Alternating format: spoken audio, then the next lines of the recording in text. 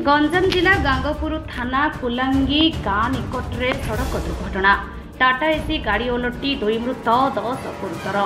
मृतक माने हेले बाघलिंगी ग्रामर बादल गौड़, केशरीपाटना ग्रामर चंद्रमा गौड़, दांतेलिंगी ग्रामरू सान बोरसिंगी ग्राम को मानसिक भोजी करने को आसुवा बेले कुलांगी कालियागुड़ा ग्राम मझी बुलाणी रास्तार भारसाम्य हराई गाड़ी ओलटी पड़ी। गाड़ी में 15 रु अधिक यात्री बसिथिबा बेले जड़े महिला और जड़े युवकर मृत्यु होती। 10 जन गुरुतर अवस्था सोरड़ा और भंजनगर मेडिकल रे चिकित्सित होती। घटनास्थल में स्थानीय लोके गुरुतर को उद्धार कर आंबुलांस जोगे भंजनगर और सोरड़ा मेडिकल रे भर्ती कर। गंजाम सोरड़ारू नारायण डाक्टर रिपोर्ट आम ओडिशा खबर। सुभाष गौड़।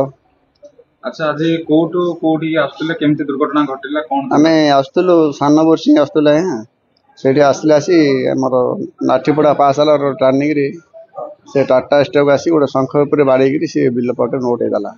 आम ताघरे बहुत पलि आसलु आम जानी आम पाख फोन आसलु आम दौड़ जाई भेटलु सेठी घटना दुर्घटना सान से ब्राह्मण मंदिर को आसलु से गोटे मानसिक थिला गोटे बोदाटी सहणिया कर पकाया आम बाघिनी की आसले गोटे 20 लोक पे आसलु से गाड़ी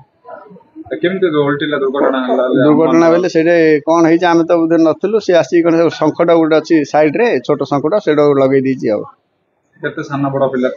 पिला पूरा थिले 2 वर्ष टू पूरा 15 वर्ष 20 वर्ष 25 वर्ष पिला कार 2टा पिला एक्सपर्ट हो गले 2टा लोक गोटे स्त्री गोटे पुरुष आउ जाऊ जिन खंडिया खबरा माड हो सब कार मुंड कार हाथ गोड़ जिन दुर्घटना पहुंची। हाँ